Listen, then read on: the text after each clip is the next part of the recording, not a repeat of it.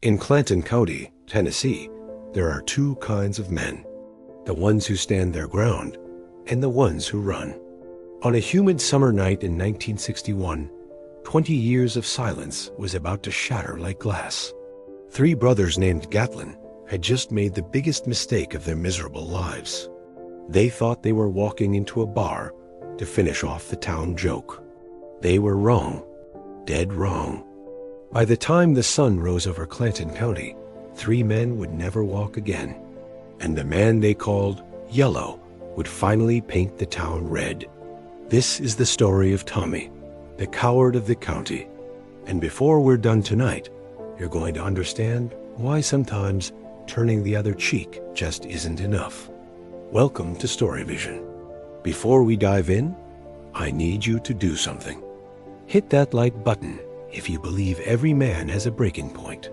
And subscribe right now, because this is a story you'll want to watch again. Trust me, you don't want to miss what happens in that bar. Now, let's rewind. Let me show you how Tommy got that lock on that door. Everyone in Clanton County knew the name Tommy Spencer, but they never said it with respect. They said it with a smirk, a chuckle, sometimes a spit on the ground.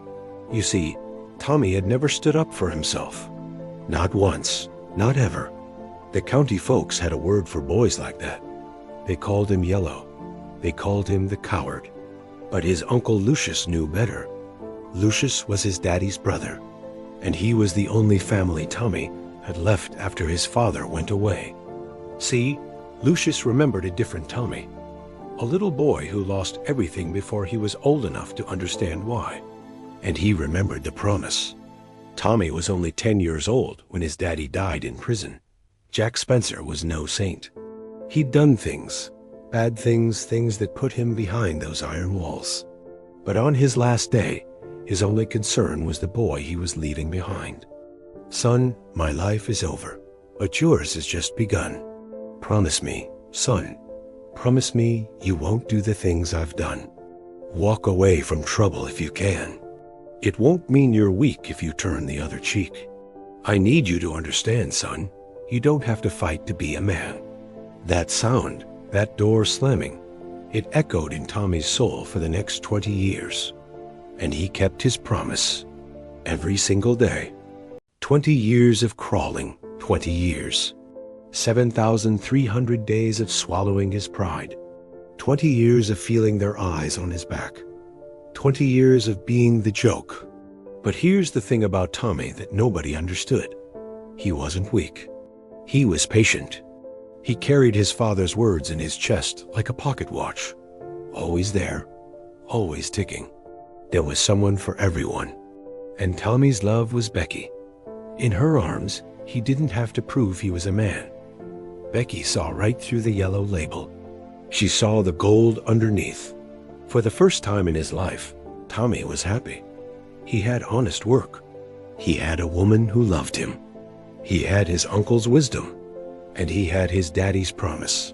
But happiness in Clanton County never lasted long. Not when the Gatlin boys were around. Cletus, Noah, and Junior Gatlin. Three brothers raised on rotgut whiskey and cruelty. They were the kind of men who broke things just to hear the sound. Tommy knew about the Gatlins. Everyone did. They were the reason doors got locked at sundown. The reason farmers kept shotguns by their beds. And now they'd seen Becky. Tommy didn't know it yet, but a storm was coming.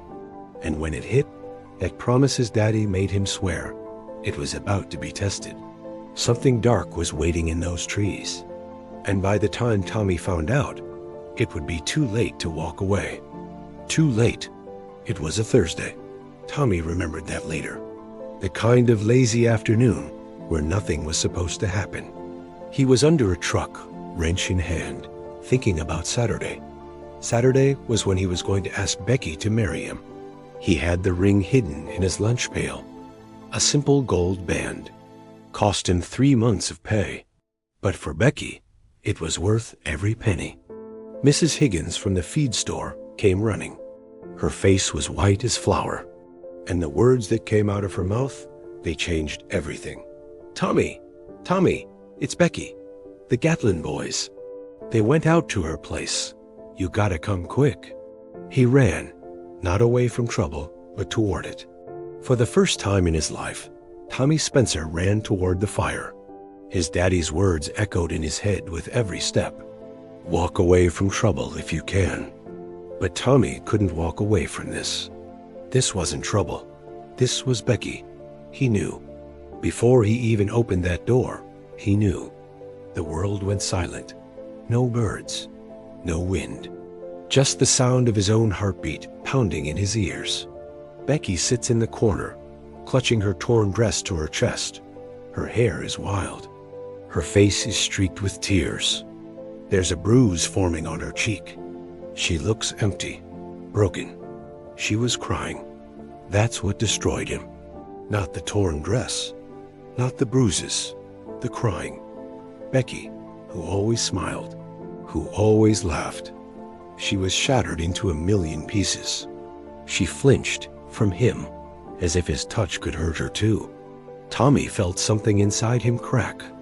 Something deep, something he'd kept locked away since he was 10 years old. He reached above the fireplace, took down his daddy's picture, and as his tears fell on that glass, he heard the words again. But this time, they sounded different. Promise me, son, walk away. Turn the other cheek. 20 years of crawling. 20 years of swallowing his pride. 20 years of being the joke. It all came uncorked in that single moment. Tommy gently sets the photograph down. He kisses Becky's forehead. She looks up at him, terrified. Not of him, for him. Tommy, no, please, there's 3 of them. Tommy doesn't answer. He just walks out the door. The screen door slams behind him. The sound is final, like a lock clicking shut. 3 of them. She said there were 3 of them. Tommy heard those words, and he smiled. It wasn't a nice smile. The Gatlin boys were at the bar.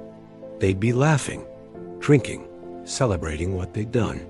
They thought the coward would cry in a corner somewhere. They thought wrong. Tommy Spencer was going to the bar, and he wasn't coming back the same man. The Gatlin boys were exactly where they always were. At Gatlin's bar. Their daddy owned the place. That's the kind of town Clanton was. The Snakes even named the bar after themselves. Cletus Gatlin shouts, to the Spencer boy, hope he enjoys what we left him. They thought it was funny. They thought Tommy would cry, would hide, would do what he always did. They didn't notice the door. The bar door opens. Tommy steps inside. He's not running. He's not angry. He's calm, too calm. The door swings shut behind him. The laughter didn't stop at first, but then, one by one, the other patrons noticed him standing there. The room got quiet, the kind of quiet that happens before lightning strikes. Tommy stands in the doorway. His work clothes are dirty. His face is streaked with dust from running. The Gatlin boys turned. They saw him, and they laughed again, louder this time. Junior Gatlin stands up, grinning. Well, well, well. Look who finally showed up. Where's your girl, Tommy? Junior continues. She too tired to walk? Those words. She too tired to walk. That was the match. But Tommy didn't explode. He didn't run. He just kept walking, one step at a time. Junior Gatlin thought this would be easy. He'd beaten men twice Tommy's size. This was going to be entertainment. And then Tommy turned around. He walked toward the door. Cletus Gatlin shouts, Hey look, all yellow's leaving. Just like always. Tommy reaches the door. He doesn't open it. Instead, his hand moves to the deadbolt. He slides it closed. Click. Then the chain. Click. Then he turns around. You could have heard a pin drop. Tommy turns back to face them. His hand is still on the lock. The smile he gives them. It's not Tommy's smile. It's his father's smile. 20 years of crawling was bottled up inside him, and that bottle was about to break. Tommy walks back toward Junior. His steps are faster now, purposeful, Junior's smirk fades. He sees something in Tommy's eyes that wasn't there before. Something dangerous. Junior threw the first punch. That was his mistake. His fist connected with Tommy's jaw. Tommy's head snapped to the side, but he didn't fall. He didn't stumble. He just turned back and smiled that smile again. That first punch from Tommy, it wasn't a punch. It was 20 years of pain taking a vacation. Junior's nose exploded. Blood sprayed. He staggered backward into a table, knocking over glasses and bottles. The other two Gatlin boys rushed him at once. Noah from the left, Cletus from the right. Tommy ducks under Cletus's wild swing. He grabs a whiskey bottle from a nearby table, smashes it across Noah's face. Glass shatters. Noah screams, clutching his eyes. Tommy wasn't fighting fair. He wasn't fighting like a coward. He was fighting like a man with nothing left to lose. Cletus tackles Tommy. They crash through another table. Splinters fly. They roll on the floor. Cletus gets on top, hands around Tommy's throat. Tommy's face turned red, then purple. His hands clawed at Cletus's arms. Close up on Tommy's face. He's losing. His eyes start to close. Then he sees something. Over Cletus's shoulder. The bar mirror. In it, he sees his own reflection. For a moment, he sees his father's face instead. Jack Spencer's echoing whisper. Sometimes you gotta fight when you're a man. Tommy's eyes snap open. With a surge of strength, he brings his knee up into Cletus's groin. Cletus howls. Tommy rolls him off. Tommy got to his feet. Cletus was on his hands and knees, gasping. Junior was slumped against the bar, blood pouring from his nose. Noah was whimpering in the corner, glass embedded in his face. Tommy walks to Cletus, grabs him by the hair, pulls his head up. Their eyes meet. One Gatlin boy was still standing. Well, kneeling. Tommy looked at him. And for the first time, Cletus Gatlin saw fear in his own reflection, in Tommy's eyes. Tommy says, "This one's for Becky." Tommy's fist connects with Cletus's jaw. Once, twice, 3 times. Cletus collapses. He doesn't move. When it was over, not a Gatlin boy was standing. Tommy stood in the middle of the wreckage. Broken glass, overturned tables.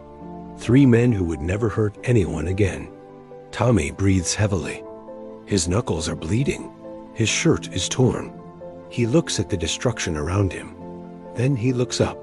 He looked up at the ceiling, at the sky beyond it, at his father, and he spoke. Not loud, but everyone heard.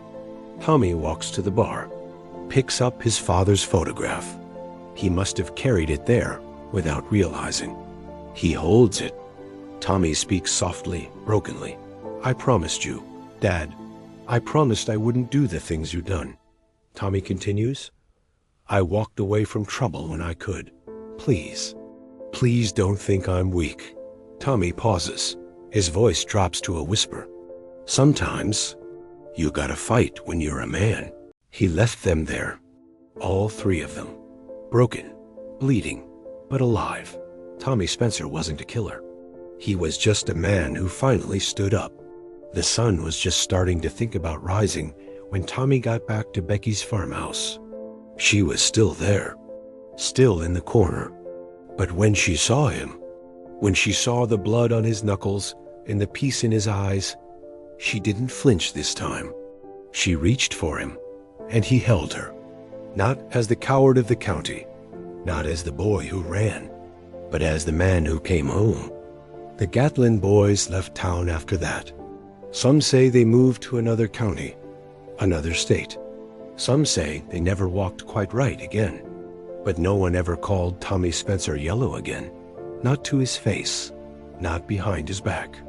Tommy and Becky, years later. A small farm. Children playing in the yard.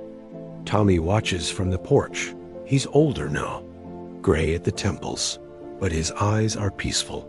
Tommy kept his father's photograph on the mantle for the rest of his life. And sometimes, late at night, when the house was quiet and the children were asleep, he'd look at it, and he'd remember. He remembered the promise. He remembered the pain. He remembered the night he stopped running, and he understood something his father never got the chance to learn. Tommy stands, walks inside. His family surrounds him. Laughter, warmth, love. Sometimes being a man means walking away, and sometimes it means knowing exactly when to stop. Everyone considered him the coward of the county, but those who knew the whole story, they called him something else. They called him Tommy, and that was enough. What did you think of Tommy's journey? Could you have kept that promise for 20 years? Or would you have broken much sooner? If this story moved you, hit that like button right now. It helps more people discover these tales of heart, struggle, and redemption. And if you want more stories like this, stories that make you feel, make you think, make you remember what it means to be human, then click that subscribe button and turn on the notification bell. We've got more Kenny Rogers classics coming your way. The Gambler, Lucille, Ruby, Don't Take Your Love to Town, and so many more stories that deserve to be told. Thanks for watching Story Vision. Remember, sometimes the strongest thing you can do is know when to stop running. Take care of yourselves and each other. We'll see you in the next story.